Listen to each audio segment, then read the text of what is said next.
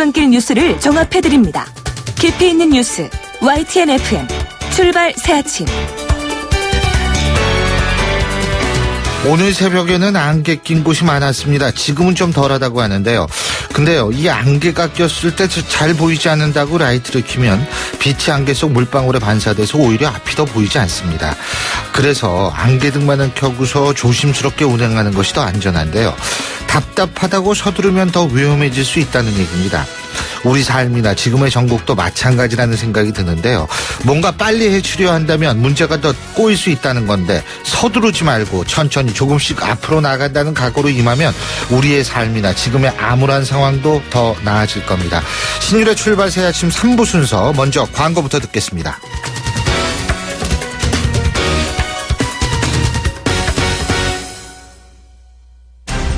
온도와 습도를 항상 일정하게 유지시켜주는 항온항습기 전문기업 AR.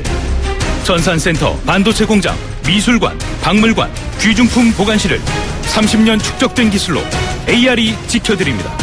24시간 확실한 서비스 보장 031-497-0561.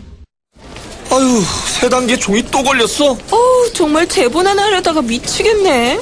내가 진작 현대오피스로 바꾸라니까. 오늘 다 날 셀 거야.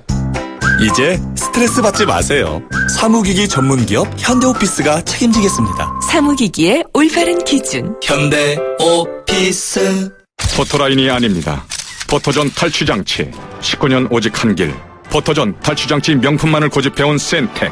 대표이사 권용석입니다. 하수관악취, 공장 유해악취 이제 포토존에 맡겨주세요. 대표이사가 보증합니다. 센텍 센데 1544-8785. 사장님, 성악가 김동규 씨네 집 바닥재 좋던데 우리 집도 똑같은 걸로 해줘요. 요즘 떠오르는 바닥재 스타 강마루. 스타일 좋고 습기 열 긁힘에 강하니까 오래 사용하려면. 그래서 스타 강마루로 하는구나. 성악가 김동규입니다. 강마루 스타는 스타 강마루. 스타 강마루. 고객님 사랑합니다. 배우 박서연이에요. 제가 뭘 잘 잊는 걸로 소문나 있잖아요. 근데 딱 한 가지 안 잊어먹는 게 있답니다. 대리운전 번호 2588 말이죠. 2588은 안 되는 노래까지 되더라고요. 좌우로 정렬 2588. 자, 따라해보세요. 이카운트 ERP 4만원. 회계 관리. 이카운트 ERP 4만원. 재고 관리. 이카운트 ERP 4만원. 생산 관리. 사업 성공 함께해요. 이카운트 ERP의 모든 기능을 월 4만원에 드립니다. 이카운트. 가입비 부가세 별도.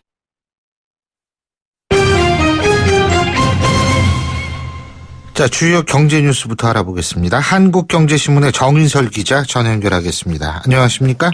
안녕하세요. 예, 어제 국내 증시에서는 정치인별 테마주의 운명도 극명하게 엇갈렸다 그러는데 이게 우리나라만의 특징은 아니지만 유독 드러나는 특징이에요. 특히 그렇죠. 예. 대선 앞두고 나가지고 테마주, 예? 다들 달려들고 있습니다. 예. 특히 코스닥에서는 이 테마주가 정말 큰 이슈인데 어제는 특히 그랬습니다. 개장과 함께 다들 예상하셨겠지만 반기문 테마주로 분류된 종목들은 다 하한가를 기록했습니다. 하한가를 기록한 어제 13개 종목 중 모두가 반기문 전 총장과 관련된 주식들이었고요. 예. 반면에 황교안 대통령 권한대행과 관련된 주식, 한 권한대행하고 같이 대학동문이다, 이런 대표가 대학동문이다라서 그런 종목도 올랐고요. 네. 안희정 관련 테마주도 강세였습니다.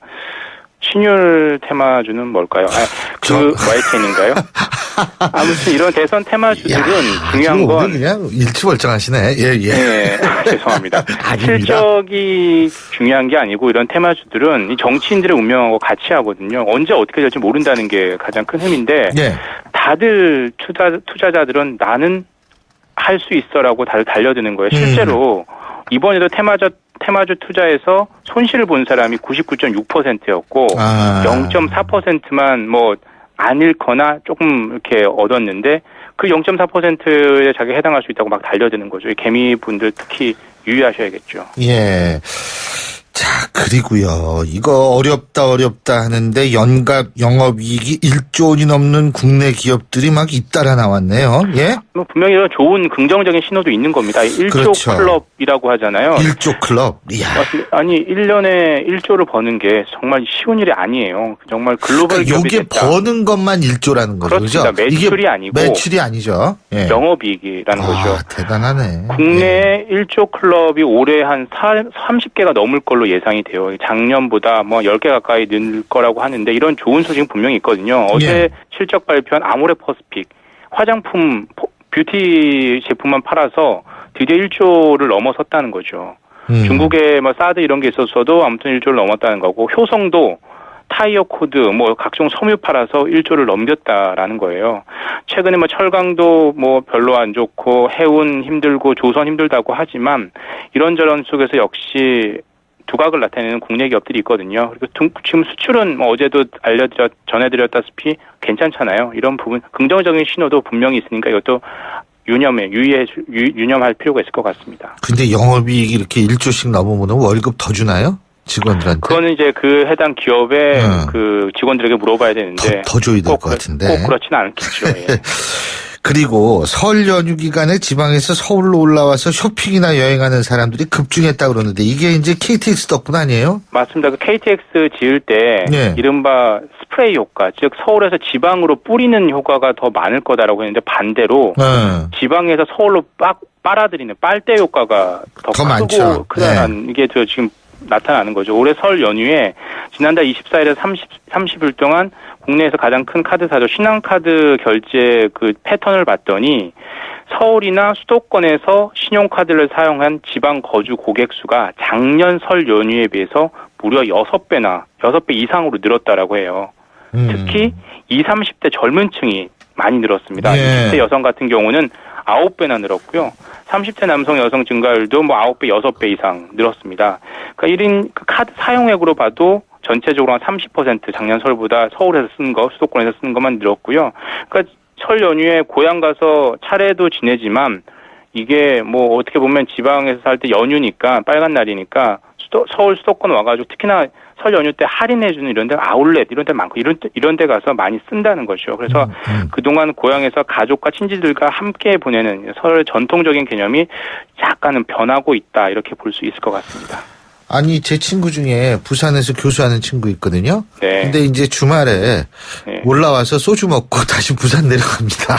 진짜로. 특히나 그래서 수서역 생긴 다음에 진짜 그래요. 맞습니다. 서울역 앞에 있는 호텔들이 또 그렇게 잘 된다고 해요. 왜냐하면 외국에서 출장을 와도 예전에는 부산에서 숙박을 했는데 부산도 서울에 숙박을 하고 부산 KTX까지 타고 다시 올라와서 서울에 산다는 거죠. 이런 빨대 효과가 결국에 수도권 집중 효과를 또 불러일으키는 원인이 되니까 어떻게 해야 될지 한번 뭐 대책이 좀 필요한 부분은 건 사실입니다.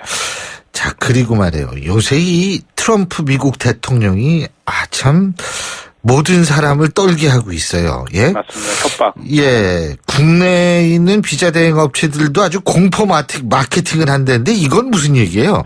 네? 공포 정치가 통하는 것 같으니까 이렇게 대행 업체들도 공포 마케팅을 하는데 이런 식인 거죠.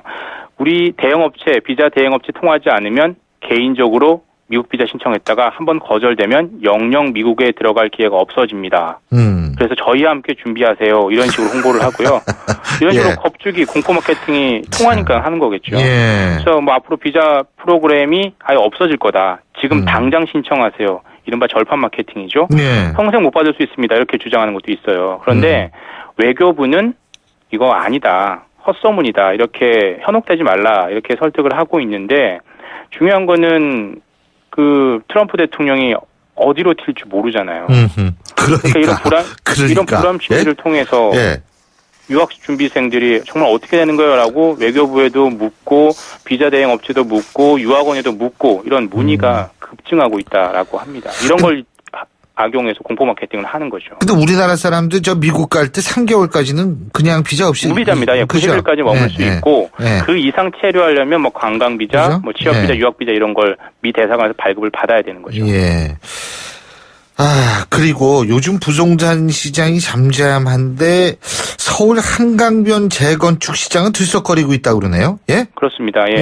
그래서 여기 최근에 그 재건축하겠습니다라고 서울시에 이제 허가해 주세요라고 합니다. 왜냐하면 뭐 지금 15층짜리를 뭐 35층, 50층짜리 이상으로 짓겠다라는 곳이 많거든요. 한강변에 압구정, 뭐 잠실 정말 많습니다. 서울시 도시계획에는 어제 그 서울 잠실 주공 5단지하고 신반포 14차 아파트 단지가 재건축안을 올렸는데 하나는 되고 하나는 안 됐습니다. 이유는 높이 때문에 그렇습니다. 서울 잠실 주공 5단지는 50층 짓겠습니다라고 신청을 했고요. 반포는 34층 짓겠습니다라고 했는데 34층만 허가를 한 거예요. 그러니까 50층은 불합격. 너는 너무 높아. 그래서 서울시 자체적으로 지금 이 높이의 아파트 층고의 커트라인을 한강변 같은 경우는 35층 정도로 잡고 있는 거예요. 너무 높으면 한강변 스카이라인이 엉망이 된다라는 이유만으로 35층으로 제한을 하고 있는 겁니다. 지금 뭐 재건축 준비하고 있는데 압구정, 뭐 대치동 이런 데 많은데 이런 데 같은 경우에는 하도 땅값이 비싸니까 40층, 50층 짓지 않으면 단가가 안 나온다라고 해서 이렇게 하고 준비하고 있는데 서울시는 35층 이렇게 하고 있으니까 옥신각하면서 재건축 시장에서도 뭐 마냥 다 통과되는 건 아니고 35층 밑으로만 통과되고 있다라는 거죠. 전 스카이라인은 모르겠는데 자전거 타고서 한강변 이렇게 달려보면요.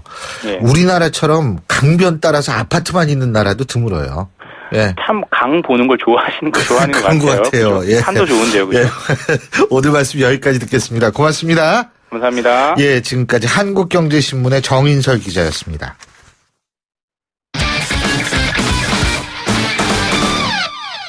자, 스포츠 소식 알아보겠습니다. 최동훈 스포츠 평론가 전화 연결하죠. 안녕하십니까? 예, 안녕하세요.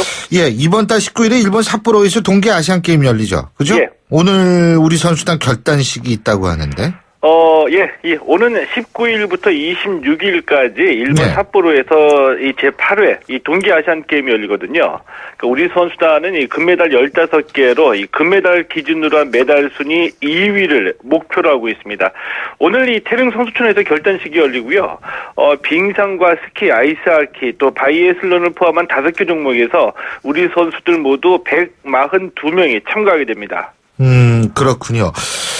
어쨌든 여기에서도 성적이 좋아야 되는데 20세 이하 축구대표팀 말이에요. 예. 지금 포르투갈에서 전지훈련 중인데 평가전에서 성적이 좋았다고 그러더라고요. 근데 어제 경기에선 진 모양이에요. 예, 뭐 질 그렇습니다. 수도 있죠. 살다 보면. 예, 뭐 매번 다 이길 수는 없겠죠. 그럼요. 예, 오는 5월에 우리나라에서 20세 이하 월드컵이 열리고요. 이 대회에 이제 대비해서 이 대표팀이 포르투갈에서 전지훈련 중인데 어제 이 포르투갈 프로팀인 스포르팅 B팀과의 평가전에서 1대3으로 패했습니다. 네. 이 전반전에 선제골 내준 뒤에 이승우 선수가 만회골을 터뜨리면서 1대1로 쫓아갔는데 이 후반전에 내리 2골 내주면서 무릎을 꿇었습니다.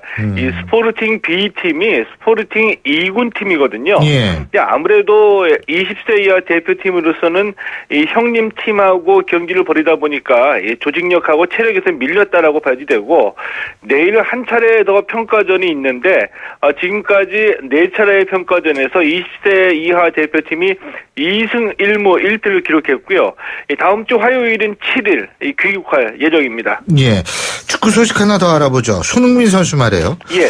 상당히 잘해요. 프리미어리그 공식 선수 랭킹에서 30위 안에 들은 모양이에요? 예? 꽤 잘하고 있죠. 예. 이 프리미어리그 전체 선수 중에서 랭킹 30위니까 꽤 잘한다고 이제 볼 수가 있는 겁니다. 이 프리미어리그 사무국의 홈페이지를 통해서 이 선수 랭킹을 발표했는데 예. 토트넘의 손흥민 선수가 30위를 기록했습니다. 이전에 랭킹 32위에서 30위로 2계단 올라갔고요. 랭킹 1위는 이 아스널의 알렉시스 산체스 선수, 2위는 이 첼시의 에당 아자르 선수입니다. 그렇군요. 그리고 미네소타의 박병호 선수가 어제 미국으로 출국을 했는데 지난해 왜 좀 잘 나가다가 손목 부상 때문에 조금 힘들었죠. 그죠? 예. 올해는 부상이 없어야 될 텐데 말이에요. 예, 그렇습니다. 어제 박병호 선수 미국으로 출국했는데, 이 부상과 관련해서, 통증도 전혀 없고, 이 몸 상태가 괜찮았다, 이렇게 얘기를 했습니다. 국내에서 특히 웨이트 트레이닝에 많은 신경을 썼다고 얘기하면서 자신감을 나타냈거든요. 이 지난해 박병호 선수가 이 홈런 타구를 꽤 멀리 보내면서 이 파워 하나만큼은 충분히 인정을 받았습니다. 그런데 5월을 넘기면서 좀 부진했고요. 이 부상까지 당해서 마이너리그로 내려갔는데, 이 지난해보다 팀 내 입지가 많이 좁아졌다. 스프링 캠프부터 죽기 살기로 뛰겠다 이렇게 얘기하면서 1루수든 지명타자든 주전으로 뛰는 것이 목표다 이렇게 얘기했습니다. 근데 박병호 선수 그래서 올해는 빠른 공을 제대로 좀 던질 수 있을까요? 빠른 공을 그동안 공략하지 못해서 고생을 많이 했거든요. 네. 지난해 이 박병호 선수가 메이저리그에서 안타 41개를 기록했는데 그 중에 12개가 홈런이었습니다. 그러니까 이 파워는 충분히 통했다라고 보는데 이 문제가 볼 스피드에 적응을 못한 거거든요. 예. 그만큼 이 메이저리그 투수들의 공이 빨랐다는 얘기인데 이 빠른 공에 타이밍을 맞추지 못해서 특히 삼진을 많이 당했습니다. 그래서 이제 박병호 선수 이 빠른 공에 대처하기 위해서 타격 폼을 교정을 했는데 예. 타이밍이 가장 중요하다. 그래서 이 타격 폼을 간결하게 바꿨다. 준비도 많이 했다. 이렇게 강조했습니다. 예. 그러니까 올 시즌에 박병호 선수의 성공 여부는 딱 하나입니다. 빠른 공을 공략하느냐 못하느냐 이거라고 볼 수가 있는 거죠. 그렇군요. 자, 프로배구 얘기 좀 해보죠. 이 잘 나가던 우리카드가 현대캐피탈의 발목을 잡혔는데 어제 경기 결과 정리해볼까요? 예, 이 후반기 들면서 잘 나가던 우리카드였거든요. 근데 2위 경쟁을 벌이던 이 현대캐피탈에 발목을 잡혔습니다. 어제 풀세트까지 가는 이 접전을 치렀는데 우리카드가 2대3으로 패했고요. 2대0까지 앞서갔는데 이 3, 4, 5세트를 내주면서 2대3으로 역전패했습니다. 현대캐피탈이 2위, 우리카드가 3위고요. 이 프로농구에서는 삼성이 전자랜드를 89대 81로 이기고 2연패 뒤에 1승을 올렸습니다. 예, 잘 알겠습니다. 오늘 말씀 여기까지 듣죠. 고맙습니다. 예, 고맙습니다. 예, 지금까지 최동훈 스포츠 평론가였고요. 신율의 출발 새 아침 3부 순서 여기서 줄입니다. 잠시 뒤 4부에서 뵙겠습니다. 안녕하세요. 배우 박하선입니다. 여러분은 겨울하면 어떤 것들이 생각나시나요? 소복이 쌓이는 눈, 따끈한 호빵, 포근한 이불 속에서 까먹는 귤은 생각만 해도 기분이 좋아집니다. 하지만 10살 은호는 난방비 걱정에 불도 떼지 못하고 낡은 집으로 스미는 칼바람과 혹독한 추위를 견뎌내야 합니다. 이 겨울이 우리 아이들에게만 유독 매섭게 느껴지지 않도록 월드비전과 함께 여러분의 따뜻한 사랑을 전해주세요. 후원 문의 1688-3570 1688-3570. YTN 라디오 캠페인 더 가까이. 안녕하세요. 셰프 에드워드 곤입니다. 바쁜 일정을 소화하다 보면 마음이 급한 나머지 운전이 과격해질 때가 있죠. 과속과 급제동은 위험할 뿐만 아니라 대기오염도 심화시킨다고 하는데요. 환경오염을 막고 연료 소비를 줄이기 위해 자동차 탄소 포인트제가 시행됩니다. 친환경 운전 습관으로 온실가스 배출을 줄이면 인센티브로 되돌려주는 자동차 탄소 포인트제. 경제 속도를 준수하고 급출발, 급제동을 줄여 환경도 보호하고 인센티브도 받는다는 것. 맛과 영양을 모두 챙기는 훌륭한 요리와 같지 않나요? 깨끗한 환경은 더 가까이, 지구온난화는 저 멀리.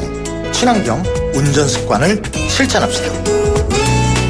YTN 라디오 캠페인 더 가까이. 한국환경공단과 함께합니다.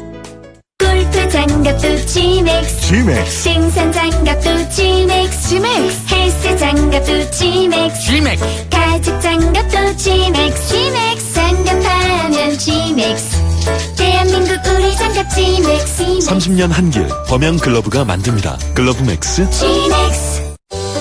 한국어요? 어릴 적부터 엄마 손에 이끌려 한글 학교를 다녔어요.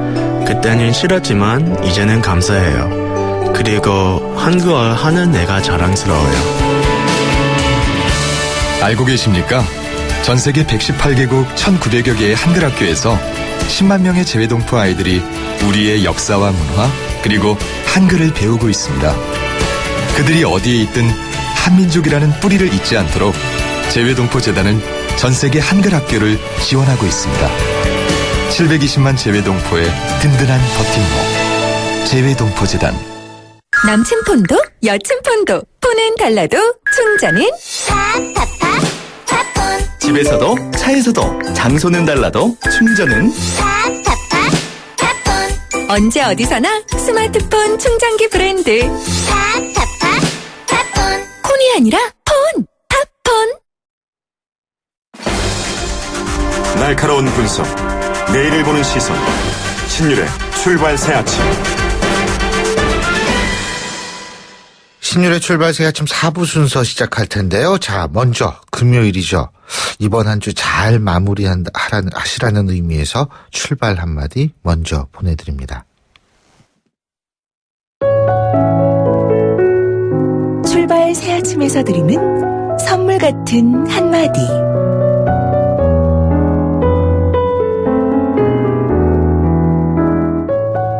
내 경우도 돌이켜보면 수많은 실패와 방황의 연속이었습니다. 몸 부대끼며 살아야 하는 열악한 환경에서는 반목과 불신, 언쟁과 주먹다짐에 이르기까지 하루가 팔만대장경입니다.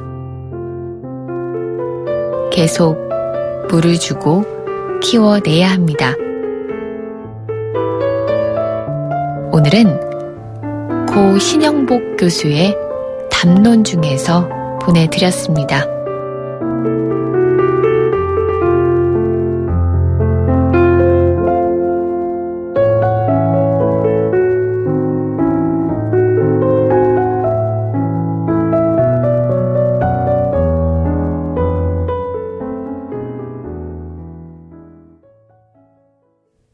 YTN 라디오 신율의 출발 새 아침. 정치권이 높다 하되 출발 새 아침 아래 메이로다. 나란 일을 논하는 선비들의 이야기 공간. 출발 사랑방.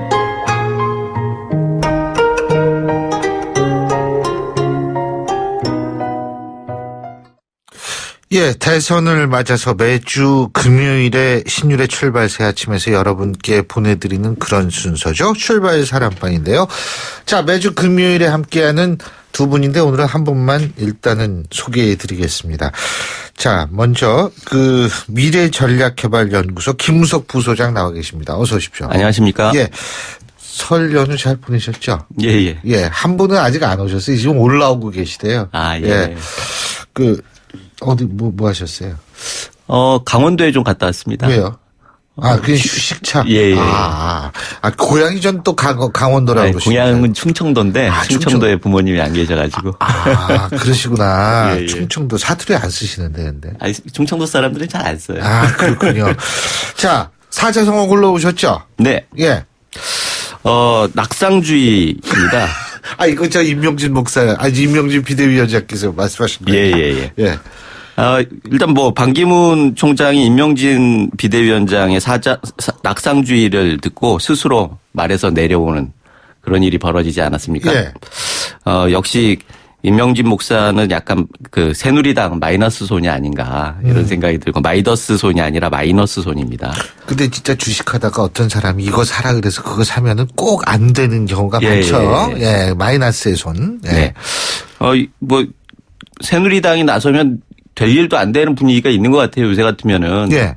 그래서 반기문 총장이 낙마하면서 개헌론을 하겠다고 어제 발표를 하셨던데 새누리당이 또 개헌론 얘기하면은 될 일도 안 되는 거 아닌가라고 하는 우려들을 많이 합니다. 사실.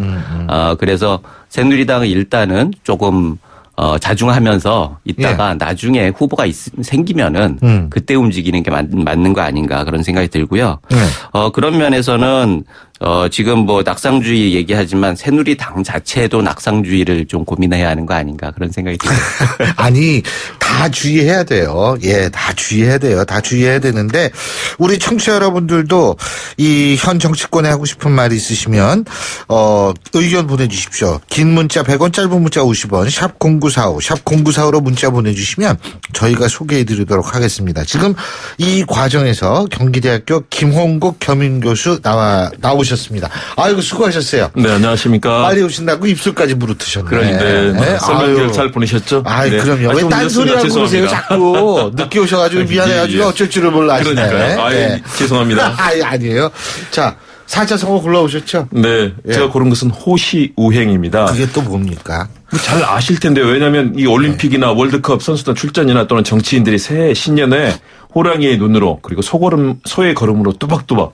그래서 이 호랑이의 눈이라는 것은 친해가 오나 왜 처음 듣는 말 같지? 아닙니다. 신 교수님 많이 들으셨을 건데요.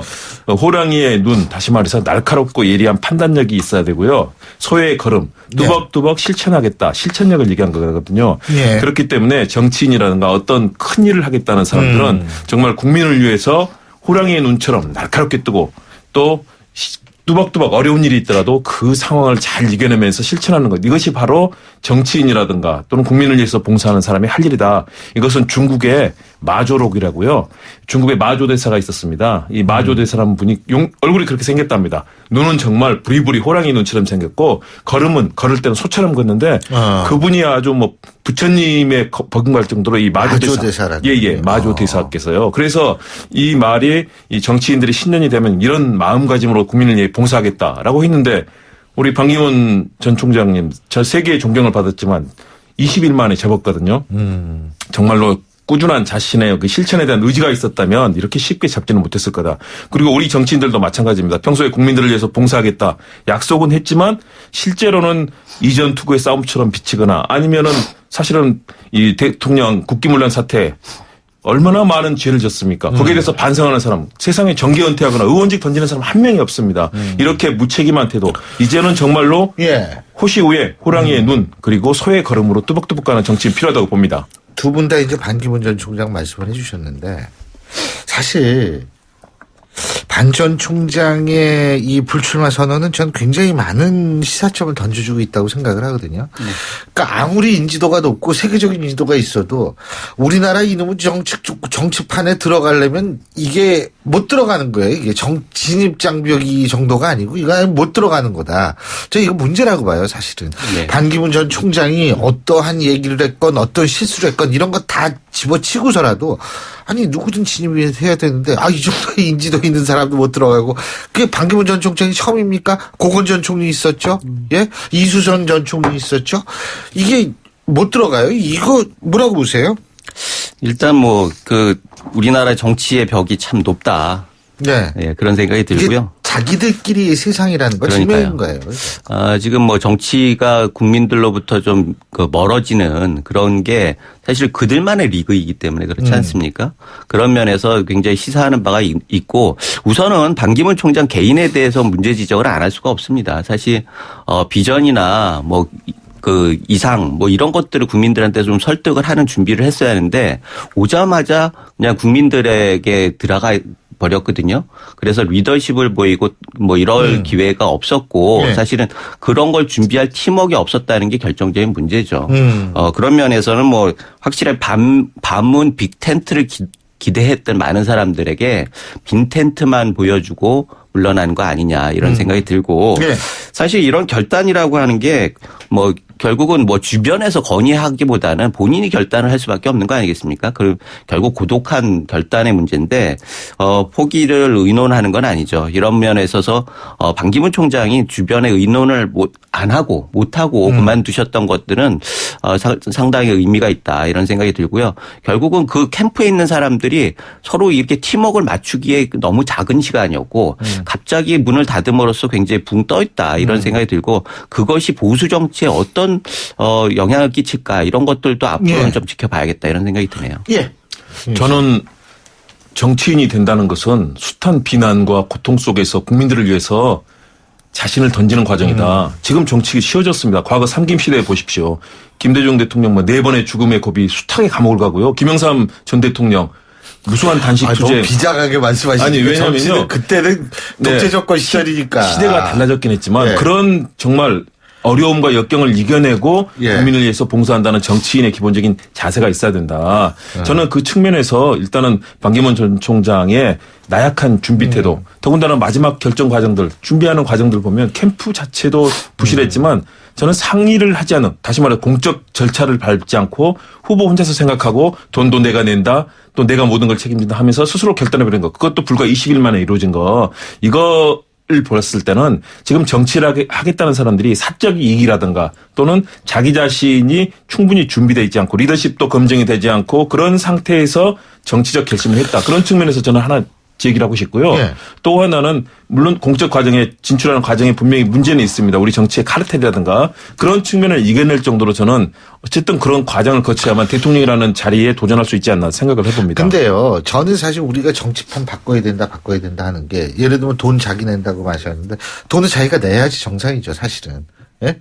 그거 남한테 돈 받아가지고 그거 하면 나중에 그것도 콧겨요. 그렇죠. 그러니까 이제 그런 측면에서 그렇고 또 하나는 뭐냐면 정치판을 바꾸려면 새로운 사람이 바꿔야 되는 건 맞아요. 사실은. 왜냐면 그 바닥에 가지고 익숙해진 사람이 뭘 바꿀 수 있겠습니까? 그 사람한테는 사실 제대로 보이는 게 없고 전 그런 부분에 있어서도 좀 그렇다고 보고 이게 난 진영을 초월하겠다 그러니까 사방에서 들은 얘기가 당신 정체가 뭐야? 이거예요. 그러면서 우리는 진영 논리를 극복하자. 아니 진영 논리를 극복을 하기 위해서 진영을 초월하겠다는데 정체가 뭐야? 한쪽을 얘기하니 이것도 아니고 저것도 아니고 이런 식으로 돼버리면 과연 뭐가 되느냐? 전 이런 모습을 봐서 전 반기문 총장이 잘했다 못했다 떠나가지고 어떤 면에 있어서는 그런 구조의 희생이 된 것 아닌가라는 생각도 저는 한다는 거죠. 저는 사실은. 첫 번째로는 반 총장이 어떤 보수나 진보 어느 편을 들지 않고 대통합의 정치를 하겠다라고 저는 제시는 맞다고 봅니다. 우리 사회가 넘어야 될 지역의 벽, 이념의 벽. 많이 흔든 건 사실이잖아요. 그렇습니다. 그런데 문제는 뭐냐면 반 총장이 거기에 관련된 확고한 정치적 메시지와 거기에 관련된 본인이 어떻게 실천할 것인가라는 그런 것들이 준비가 안 돼 있었던 거죠. 그러니까는 양쪽에서 흔들고 기존의 정치인들이 흔드니까는 본인이 그걸 견디지 못한 건데 최소한도 준비가 돼 있었다면 저는 최소한도 국내의 그런 갈라진 정치인들을 설득할 수 있는 최소한도 유엔 총장의 그런 권위와 경륜 이런 부분이 드러났으면 이렇게 쉽게 허물어지지는 않았을 거라고 봅니다. 근데 이번에 반 총장이 처음엔 모르지만 아까도 말씀드렸지만 고건 전 총리도 그냥 그렇게 가셨고 이런 걸 보면은 저는 이게 구조의 문제지 사람의 문제는 아니라는 생각도 합니다. 이게 뭐 그분만 한 분만이 그렇게 됐다면 모르겠는데 근데 어쨌든 자 반 총장이 불출마해서 수혜를 가장 많이 받은 사람은 누구라고 보십니까? 김우석 부소장님. 일단은 보수표는 지금 조사에서 나오지만 황교안 현 그 총리 대통령 권한대행에게 뭐 제일 많이 가고 그다음에는 보수 후보인 유승민 의원에게 많이 가겠죠. 그리고 충청표는 안희정 충남지사에게 많이 쏠리는 경향이 있습니다. 그래서 지금 이 구도로 보면은 민주당 내 여권이 일단은 대표적인 여권 주자가 뭐 사라지면서 야권 중심의 지금 대선 그림이 나올 수밖에 없는데 민주당 내에서의 경선은 안희정과 문재인과 안희정의 경선이 어떻게 될 것인가 굉장히 관심이 가는 거죠. 안희정이 어차피 충청도나 중도 우파들을 상당 부분 흡수할 것이기 때문에 그다음에 야권에서 중도를 기반으로 하는 안철수 후보가 과연 야권 민주당과 국민의당 이 양자 대결에서 안철수가 과연 의미 있는 선전을 해낼 수 있을까? 라고 하는 부분들이 반기문 낙마에서 굉장히 중요한 변수로 나오는 거고 결국 그다음에는 보수 진영에서의 관건은 황교안 총리가 나올 수 있느냐 없느냐. 이런 부분들이 관건인데 이렇게 각 단계별로 수혜자들이 있는 거죠. 그러면서 그 결과가 아직 안개 중에 있다. 이렇게 볼 수 있습니다. 텐트는 없다. 텐트는 안철수, 손학규, 정운찬의 텐트는 뭐 그거는 지금 반기문이라고 하는 우뚝 쓴 기둥이 빠져버렸기 때문에 지금으로서는 각자 도생의 길로 갈 수밖에 없는 거고 만약에 개헌을 다시 살릴 수 있다라고 하면 개헌을 고리로 해서 일정 정도 반문 텐트는 가능하지만 일단 반기문 낙마라고 하는 건 그 빅텐트가 현실적으로 어려워졌다 이렇게 판단할 수 있겠죠. 저는 조금 다릅니다. 저는 안철수 전 대표와 유승민 의원 두 사람이 상당한 앞으로 이 수혜를 받을 것이라고 보고 있습니다. 황교안 총리 권한대행의 경우는 사실상 출마를 하기 어려운 후보라고 봅니다. 저는. 네네. 그렇게 본다면 중도 표심, 반기문 전 총장을 지지했던 중도와 중도 보수 표심들이 과연 어디로 갈 것이냐인데 최근의 흐름은 황교안, 안희정 그리고 안철수, 유승민 이렇게 네 분에게 주로 가는 흐름으로 나타나고 있거든요. 그런데 황교안 전 대행은 사실 대행은 지금 어렵다고 보고요. 그렇다면 유승민 의원이 과연 현재 본인에게 적대적인 그런 친박 표심들을 어느 정도 끌어안을 것인가 그리고 이 함께하는 이런 중도 보수 표심들을 어느 정도 끌어안을 것인가 저는 유승민 의원이 앞으로 상당히 중요한 핵이 되리라고 보고요. 안철수 전 대표의 경우는 중도 표심들이 사실상 모이고 있습니다. 거기다 손학규라든가 정운찬 그리고 지금 흔들리고 있는 김종인 전 대표라든가 이런 분들이 모인다면 저는 스몰 텐트가 미들 텐트 정도로 지금 확장되는 과정이 있다. 그렇다면 큰 지형으로 봤을 때는 더불어민주당의 문재인 전 대표와 내부에서 예. 안희정, 이재명, 김부겸 이런 후보들 간에 아주 치열한 경합이 펼쳐지는 더불어민주당이 있고요. 예. 한 중심이. 거기에 미들 텐트로 되는 안철수 전 대표와 여러 정치인들이 하는 그룹들. 그리고 만일의 경우 보수가 바른정당과 새누리당이 같이 어느 정도 이 안정을 찾는다면 보수 진영의 이런 삼각의 치열한 예. 경합이 펼쳐지는 국면이 되고 있다고 봅니다. 자,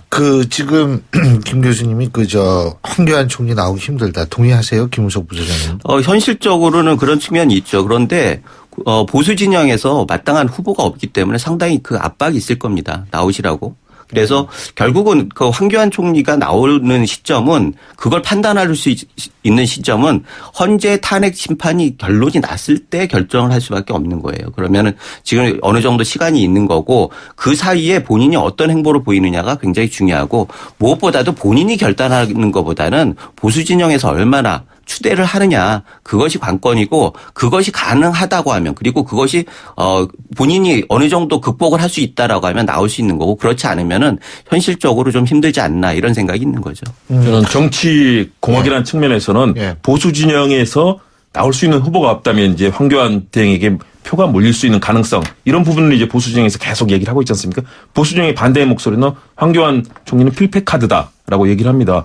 왜냐하면 지금까지 우리가 봤던 것처럼 반기문 전 총장 출신처럼 관료 출신이죠. 그렇죠. 관료 출신인데다가 황교안 대행은 더 여기 흠이 더 많습니다. 그렇죠. 박근혜 대통령의 그늘에. 그렇습니다. 그래서 그동안 총리라든가 법무장관을 하면서 사실상 국정농단 사태의 공동 책임자라는 이제 비판이 지금은 대응을 하기 때문에 그런 얘기를 많이 하지 않지만 나올 거고요.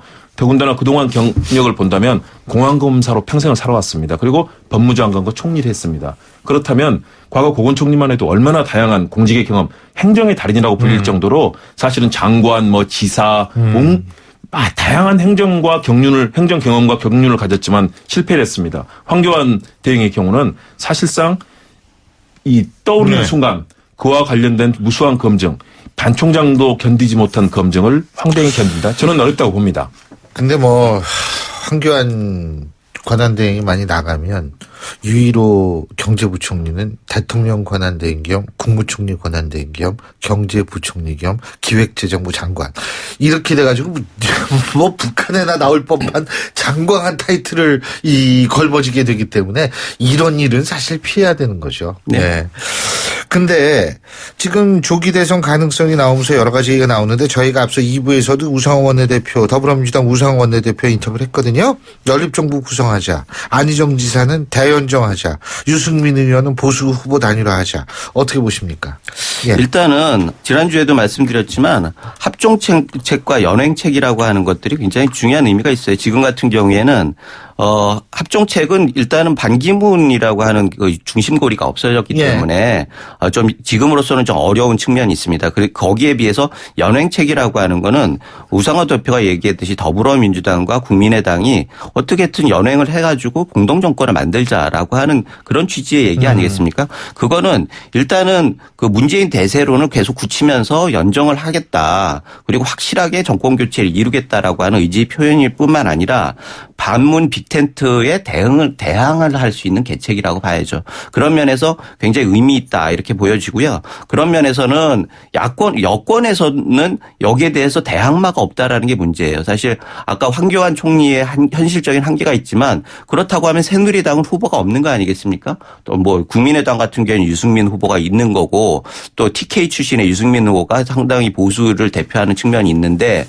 황교안 총리도 안 나간다고 하면 불인정당이 되는데 이런 경우에 과연 그 정당으로서의 존재 가치가 있느냐 이런 문제도 사실 있는 거고 그런 면에서 여권이 앞으로 어떤 카드를 어떻게 그 합종을 통해서 반문연대에 이룰 것인가라고 하는 숙제가 있는 거죠. 네. 그래서 죄송합니다. 보수 진영에서는 새누리당의 경우는 불임정당이 될 경우는 사실은 존립의 위기에 처할 수밖에 없습니다. 불임정당이라는 표현은 조금 참고해 주십시오. 왜냐하면 이 불임이라는 거는 제가 볼 때는 알겠습니다. 이거는 선택의 문제가 이거 혹시 그런 청취자 여러분들의 오해가 있으시죠? 표현에 있어서 제가 말씀하세요. 잘 정리를 하도록 하겠습니다. 그래서 만일에 후보자를 내지 못할 경우에는 당의 존립 근거가 상당한 위험을 받을 수밖에 없고요. 그런 측면에서 자꾸 황교안 대행 카드라도 내면서 현실에 맞설 수 있는 그런 목소리를 내는 거고요. 바른정당의 경우는 저는 유승민, 남경필 나름대로 그런 후보들의 군인이 치열한 경쟁을 통해서 만들어낼 수 있는 가능성이 있다고 봅니다. 거기에 지금 김무성 전 대표라든가 뭐 오세훈 전 시장을 다시 나오게 한 재활용론까지 지금 나오고 있지 않습니까? 그런 흐름을 가져가서 보수가 과연 보수 진영이 어느 정도 이번 대선에서 의미 있는 역할을 할 수 있는 국면까지 갈 것이냐. 그런데 현재 국면은 보수 진영이 굉장히 어려운 상황이고 두 개의 야야, 다시 말해서 더불어민주당의 문재인과 비문진영, 그리고 안철수 전 대표를 중심으로 하는 여러 후보들이 이제 같이 경쟁을 하는 야야의 상황이 됐거든요. 그래서 우상호 원내대표의 경우는 아무래도 국민의정당과 만일의 경우 손을 잡고 연립정부라든가 이런 흐름들을 만들어 놓지 않으면 야당과 야당의 경쟁에서 결국은 다시 보수 진영에 어부지리를 줄 수 있다. 이런 걱정들을 하고 있는 거고요. 예. 그래서 집권을 하게 하는 여러 가지 국민의당에 대한 견제책도 있는 거고 그런 정치적인 흐름에서 그런 제안을 했다고 봅니다. 자, 김우석 부소장님이 아까 보수 진영의 후보 뭐 황교안 없으면 어떻게 지금 얘기 나오는 게 김무성 전 대표의 재등판론 나오고 있고요. 네. 오세훈 전 시장의 재등판론 나오고 있는데 어떻게 보십니까? 나름대로 고육지책이 있는 거죠. 네. 사실 뭐 김무성 대표 같은 경우에는 지금 제일 답답한 사람 중에 하나가 아니겠습니까? 지난번에 총선 불출마 다음에도 출마 안 하겠다 얘기했고 그다음에 대선 불출마도 선언을 했는데 네. 지금 공을 들이던 반기문 전 총장이 낙마를 하면서 지금 사실은 고립무원 같은 상황이 됐어요. 그리고 유승민 의원 같은 경우에는 바른정당의 두 축인 김무성과 유승민인데 유승민 의원은 이번 대선에도 레이스를 하지만 그 다음도 있는 거거든요. 그런 면에서 김무성 그 재등판론 같은 경우에는 나름대로 뭐 고육지책이라고 생각을 하고요. 네. 그런 면에서는 지금 뭐 바른정당도 문제지만 새누리당이 더 큰 문제입니다. 사실 정통 보수의 보수 진영이 야당을 하더라도 구심점은 있어야 하는 거 아닙니까? 네. 그런데 과연 카드가 황교안 지금 그 대항밖에 없다라고 하면은 그다음에 그 다음에는 국회의원이 아닌 사람이 과연 그 당을 이끌어 나갈 수 있을까? 야당을 응집력 있게 이끌어 나갈 수 있을까? 이런 문제가 있는 거고요. 그런 면에서 새누리당은 외부에 눈을 돌릴 게 아니라 좀 길게 보고 김문수나 이인재나 이런 분들도 내부에 있지 않습니까? 지금 그리고 이인재 전 최고위원은 출마 선언했죠. 네네. 예. 그리고 또 새로운 카드들 뭐 만들어내야죠. 정당이 정권을 잡는 것도 중요하지만 정치 신인들을 어떻게 길러내고 유망주를 만들어내는 거예요. 인큐베이터 기능이 굉장히 중요한 거 아니겠습니까? 그런데 우리 정치의 그 위기는 바로 이 인큐베이터 기능이 없었다라고 하는 거죠. 그래서 쉽게 외부에 있는 사람들을 끌어와 가지고 비대위원장이나 뭐 대선 후보나 이런 사람들을 구워와서 그 얼굴마담으로 쓰면서 결국은 장기적으로 정치가 퇴행하는 이런 결과가 벌어졌기 때문에 이번 기회에 야당할 각오로 좀 장기적인 시야로 사람들을 길러내는 그런 좀 노력이 필요한 거 아닌가 그런 때 아닌가 이런 생각이 듭니다. 네.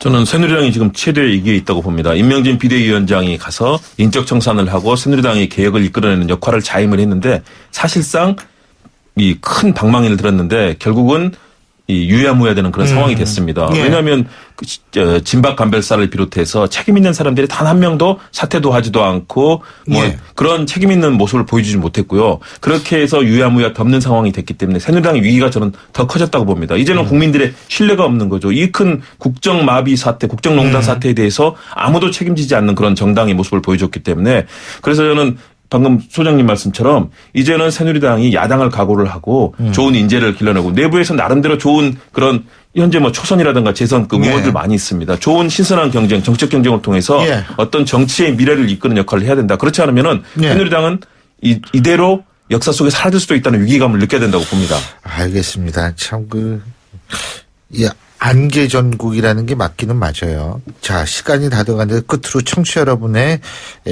문자 제가 소개해드리겠습니다. 6044님. 우리나라의 대통령감으로 가슴에 확 와닿는 후보가 없어도 너무 없습니다. 이거 끝에 거 읽어야 되나? 신율 교수님 최고. 이거 참. 파이팅. 405 하나님. 출사표를 던지셔야 될 것 같습니다. 정치인들에게 부분이 아닌 전체를 보시고 눈앞이 아닌 먼 곳을 보시길. 당만 생각 말고 진정 나라의 장래를 생각해 주세요. 이렇게 말씀하셨는데요. 자, 그만큼 우리 국민들 답답하다는 말씀이겠죠. 예, 그 답답함을 안고 오늘 순서는 여기서 줄이겠습니다. 자, 지금까지 경기대학교 김홍국 겸임교수 그리고 미래전략개발연구소의 김우석 부소장 두 분과 함께했습니다. 오늘 말씀 잘 들었습니다. 고맙습니다. 감사합니다. 예, 신율의 출발새 아침 금요일 순서 여기서 줄이겠습니다. 저는 월요일 아침 7시 15분에 여러분 다시 찾아뵙죠. 좋은 주말 되십시오. 고맙습니다.